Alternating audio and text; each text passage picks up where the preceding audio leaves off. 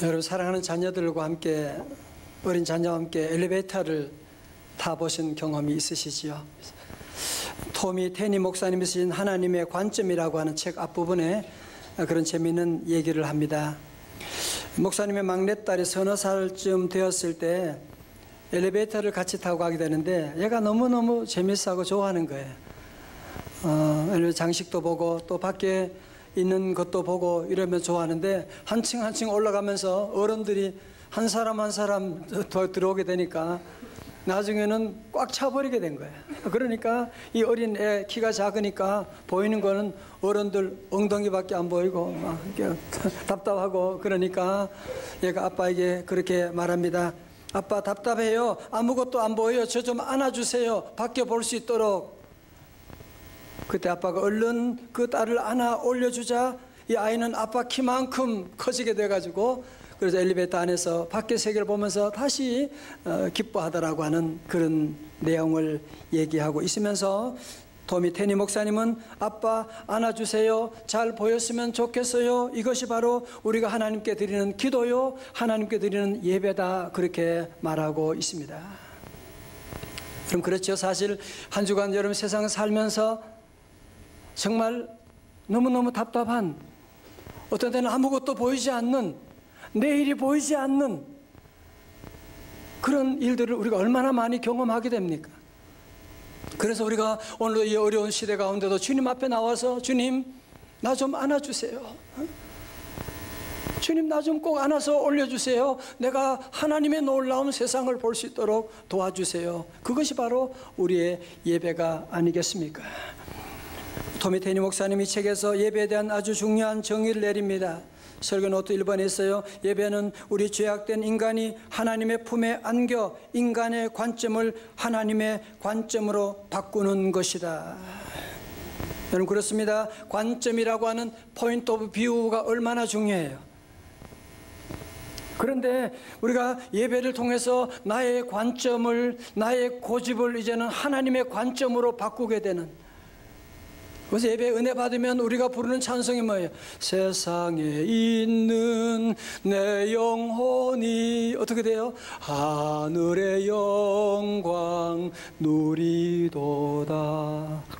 오늘 우리 성도들 모두가 다 함께 오늘 예배를 통하여 나의 관점이, 세상의 관점이 하나님의 관점으로 바뀔 수 있기를 주님의 이름으로 축원합니다. 성도 여러분, 그런데요, 이 놀라운 비밀을 가장 잘 알고 있는 존재가 바로 마귀이거든요. 그래서 마귀가 가장 싫어하는 게 뭐냐? 그게 바로 하나님께 드리는 예배라고 하는 사실입니다. 오늘 출애굽기 말씀 가운데서 바로가 하나님 앞에 범죄함으로, 하나님 백성들을 괴롭힘으로 말미암아 10개의 재앙이 내려서 이스라엘, 그 애굽의 모든 백성들이 다 정말 죽을 지경에 큰 환난의 직면에 있음에도 불구하고 바로는 끝까지 이스라엘 백성들로 하여금 예배 드리지 못하도록, 나중엔 안 되니까 타협안을 제시하고 있는 거 보세요. 자, 첫 번째 타협안이 바로 출애굽기 8장 25절의 말씀입니다. 바로가 모세와 아론을 불러 이르되 너희는 가서 뭐요? 이 땅에서 너희 하나님께 제사를 드리라. 무슨 얘기예요? 너희들 애굽 떠나지 말고, 너희들 세상의 가치관을 가지고, 세상에 하는 그 세속적인 관점을 가지고 하나님께 제사 드리면 안 되냐, 그런 얘기죠. 여러분, 오늘도 마귀 사탄은 항상 우리에게 너 몸은 교회 가지만 마음은 교회 가면 안 돼 라고, 이 땅을 떠나서는 안 된다고 우리를 유혹하고 있는 것 아세요? 우리 교회 교인이 아닌데 어떤 분이 인터넷에 올린 질문입니다. 저는 독실한 크리스천입니다. 오랫동안 신앙생활을 하다 보니 교회 안에서의 문제들이 자꾸 눈에 보입니다. 작게는 평신도들 간의 다툼으로부터 시작해서 크게는 목회자들의 비인격적인 모습 때문에 교회가 많은 어려움을 겪는 것을 보게 되었습니다. 다른 교회들을 가도 교회 안에서 또 다른 상처를 받을까 봐 교회 나가는 것 자체를 기피하게 됩니다. 성령은 어느 곳이나 계시고 성도들 안에도 계시는데 집에서 혼자 인터넷으로 예배 드리면 안 되나요? 혼자서 조용한 시간에 말씀 묵상한다면 더 많은 은혜를 받을 것 같은데요. 목사님 생각은 어떠세요? 여러분 생각은 어떠십니까? 저는 목사의 한 사람으로 이런 고민을 주고 이런 문제를 주었다는 점을 정말 미안하게 생각합니다. 그러나 성도 여러분, 우리 가운데 어느 가정도 완전한 가정이 없는 것처럼 지상의 교회는 고린도 교회도 에베소 교회도 어느 교회도 완전한 교회는 없는 것입니다.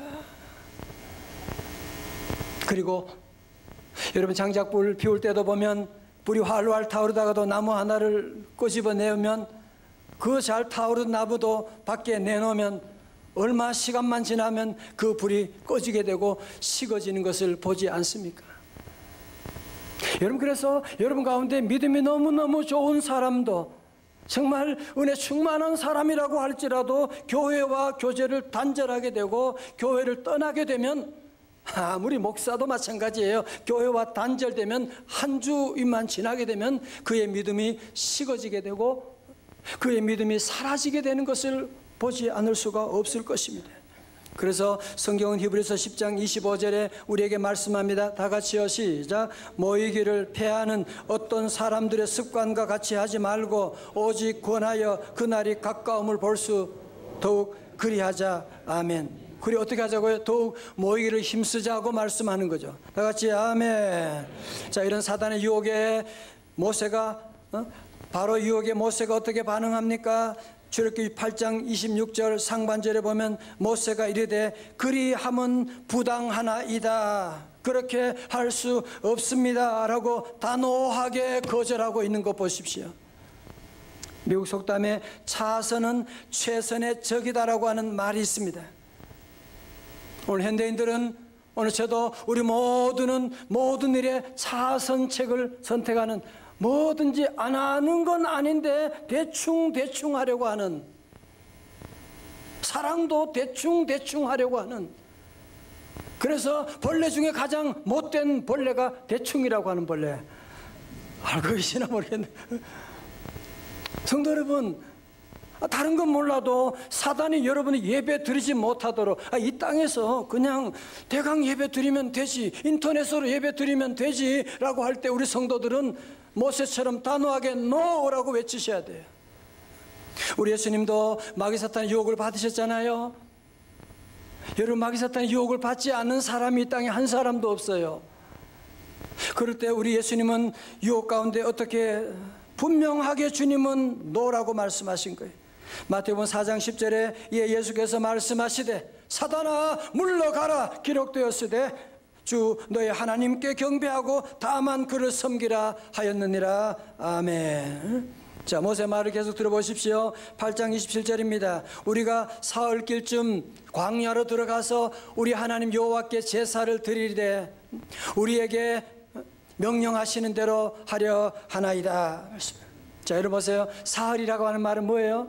사흘길은 뭘 말하는 거예요? 애굽을 떠나겠다는 거죠. 이제 하나님께 더 가까이 가겠다고 하는 거지요.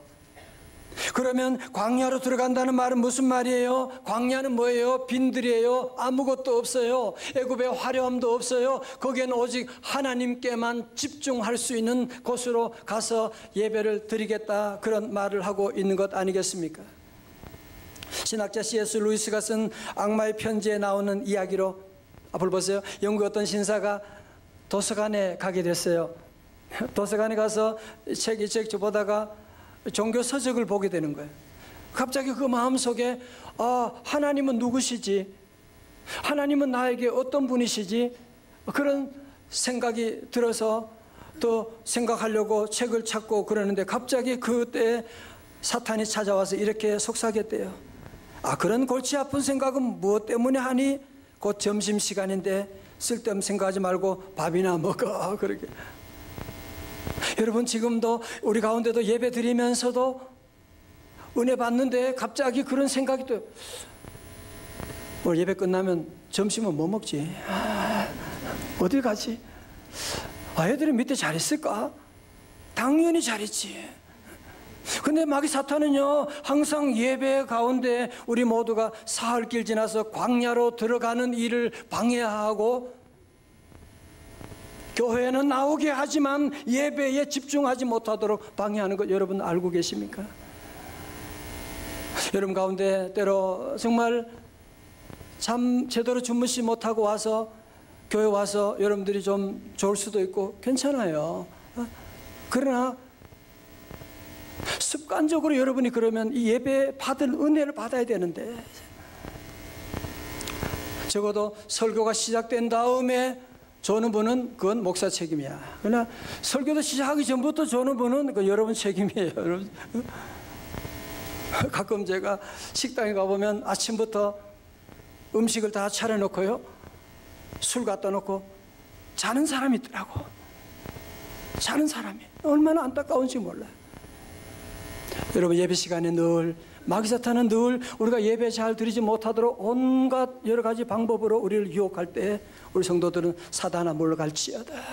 여러분, 예배가 1시간밖에 안 되고 설교 시간에 30분도 안 되는데 여러분 이 시간에 은혜 받지 못하면 한 주간 여러분이 어떻게 살아가시려고? 그래서 원래는 우리 모든 성도들이 이거 하나를 여러분이 마음에 결정하셔야 돼요. 나는 원래는 반드시 사단이 어떤 유혹을 할지라도 나는 예배에 성공하리라. 자, 바로는 첫 번째 타협안이 실패하자 두 번째 타협안을 제시합니다. 그것이 8장 28절이에요. 바로가 이르되 내가 너희를 보내리니, 그래 애굽 떠나는 거 좋아, 보내긴 보내겠는데 너희가 너희 하나님 여호와께 광야에서 제사를 드릴 것이나, 뭐라고요? 너무 멀리 가지는 마.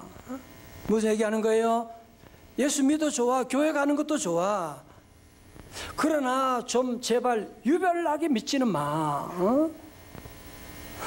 교회 가서 은혜 받는 것도 좋은데 은혜 받았다고 예수 믿는다고 세상 재미 다 끊어버리고 친구 끊어버리고 저녁 예배, 수요 예배, 새벽 기도까지 가서 눈물 흘리고, 제발 그렇게 별나게 믿지 마. 광신도처럼 그러지 마.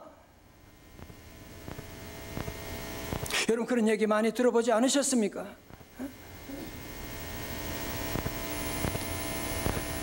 여러분 세상에 어느 것도 공부를 해도 정말 미칠 지경으로 공부를 해야 미쳐야 미친다고 말하는데요.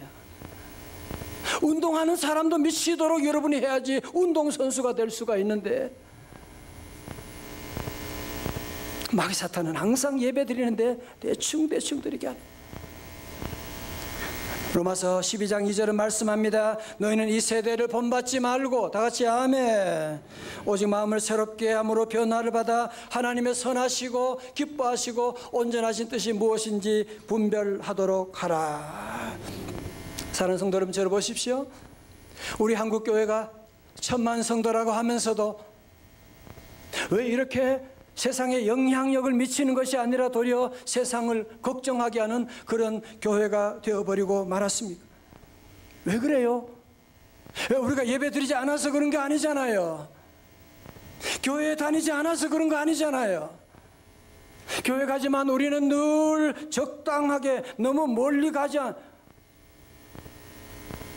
뭐든지 하면 적당하게 세상과 교회 두 발을 걸치고 그렇게 믿음 생활하려고 하는, 그렇게 설교하고 목회하는 이런 저 같은 엉터리 같은 목사와 그런 성도들이 가득하면 거기에는 능력이 상실되게 되는 것입니다. 옛말에 그런 말이 있어요. 옛말에 미친놈이 곰 잡는다라고 하는 말이 있습니다. 예수에 미친 사람이 마귀 잡는 것입니다. 예수에 미친 사람이 세상을 뒤집을 수가 있고 복음에 미친 사람이 그 가정을 구원할 수 있는 줄로 믿습니다. 그러므로 우리 그리스도인이 된다고 하는 것은 세상을 떠나서 멀리 들어가는 것입니다. 지옥을 떠나서 천국까지 가는 것임을 알아야 합니다. 자, 그러나 너무 멀리 가지 말라던 바로의 두 번째 타협안도 거절되니까 이번에는 세 번째 타협안을 가지고 나옵니다. 10장 11절에 가면 그렇게 하지 말고 너희 장정만 가서 여호와를 섬기라. 여러분 저를 보십시오. 여러분 사단처럼 성실한 존재가 없습니다. 사단의 집념이 한 번 안 된다고 끝나는 거 아니에요. 사단은 365일 24시간 우리를 넘어뜨리고 목사를 넘어뜨리려고 늘 뒤를 따라다니고, 한 번 이겼다고 여러분이 절대로 끝나는 것 아닙니다. 사단은 다시 와서 그러는 거예요. 좋아. 아니, 멀리 가는 것까지도 좋아. 그래. 열심히 믿는 것도 좋아. 그러나 뭐라고요? 너나 잘 믿어. 너나 잘 믿어. 왜 애들, 아무것도 모르는 애들은 왜 깨워가지고 들들 볶아서 그렇게 교회 데려가려 그래? 어? 신앙은 자유인데 애들이 나중에 커서 자기가 알아서 신앙 택하든지 말든지. 니나 잘해봐. 니나 잘하려니까. 여러분, 그런 얘기 많이 듣지 않으세요? 여러분, 이 배후에 사단의 세력이 있는 걸 여러분이 아셔야만 합니다. 그래도 안 되니까 바로는 네 번째 타협안, 마지막 타협안을 제시하고 있습니다.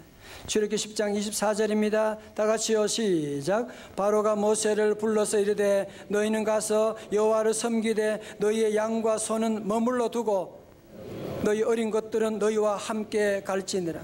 아멘. 아이들, 오케이. 아이들까지 데려가는 거는 좋아. 멀리 가는 것도 좋아. 응? 다 좋은데 양과 소는 좀 놔두고 가. 어? 무슨 얘기하는 거예요 지금? 예배 다 좋은데 물질로 예배하는 거, 그거 꼭 그렇게 해야 되냐? 헌금해야 되냐? 어? 여러분, 이것이요, 여러분 평생 사는 동안에 여러분을 물질의 노예로 삼기 위한 마귀 작전인 걸 여러분이 아셔야 돼요. 어? 마귀가 우리 성도들이 재정적으로 여러분이 부흥하는 걸 싫어하기 때문에 망하게 하기 위해서 늘 이런 얘기하고 있는 것을 여러분이 아시고 사단의 세력을 물리쳐야만 하는 것입니다. 어느 주일 아침에 어머니가 유치원 주일학교 다니는 아이에게 500원짜리 동전을 2개 주면서, 얘 이거 2개, 하나는 하나님께 드리는 헌금이야, 알았지? 또 하나는 이거 너 오늘 예배 드리고 올 때 이거 네가 사 먹고 싶은 거 사 먹으면 돼. 그래서 줬어요. 애가 너무너무 좋았어요. 기뻐서 동전을 들고 교회 열심히 막 뛰어가다가 그만 넘어지고 말았네. 하수구 앞에 넘어졌네. 그런데 보니까 그만 실수로 돈이 그만 하수구 안으로 쏙 들어가 버리고 말았어요. 그때 애가 너무너무 당황하면서 하는 말이, 아이 참, 하나님께 드릴 동전이 하수구 빠졌잖아. 하나님 드릴 동전이.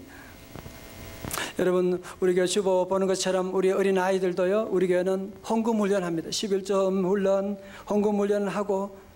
왜 어릴 때부터 헌금 훈련하느냐? 앞으로 시대가 점점 재정적으로 심각한 위기가 오는데요, 평생 물질의 노예가 되지 않고 물질을 지배하는 하나님의 자유인이 되기 위해서 우리는 늘 그렇게 가르치고 인도하는 것입니다.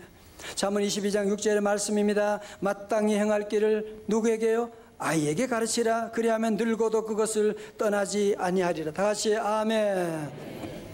저는 우리 청년들에게 자주 그런 간증을 합니다. 나도 청년 때, 나도 어릴 때 방황 많이 했고 나쁜 짓 많이 하고 거짓말도 하고 그랬는데, 나는 한 가지 자의반 타의반으로 교회 울타리를 벗어나 보지를 못했어. 어릴 때는 부모님이 무서워가지고, 형님이 무서워가지고 교회 늘 꼼짝하지 않고 교회 다녔고, 나중에는 은혜 받고 다니게 되고, 지나고 나니까 그 교회 울타리가 내 인생을, 우리 가정을 보호해 주셨다고 하는 그런 간증을 자주 하곤 합니다. 여러분, 그렇습니다. 마귀는 오늘도 우리에게 너는 멀리 가지 말라, 혼자만 가라, 물질을 섬기지 말라, 별의별 유혹을 다 하지만 우리 성도들은 우리 자녀들도 믿음 생활을 잘 가르치고 어릴 때부터 다니엘처럼 하나님 예배하고 하나님 말씀 순종하여 우리 귀한 자녀가 교회와 민족과 세계를 위한 다니엘과 같은 귀한 자녀들 다 될 수 있기를 주님의 이름으로 축원합니다.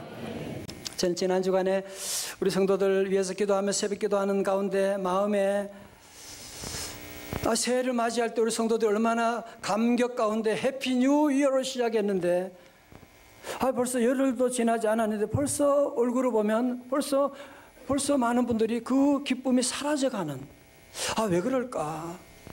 왜 새해가 되는데 왜 우리 안에 그 기쁨과 행복이 왜 사라지는 거지? 제가 깨닫게 됐어요. 왜?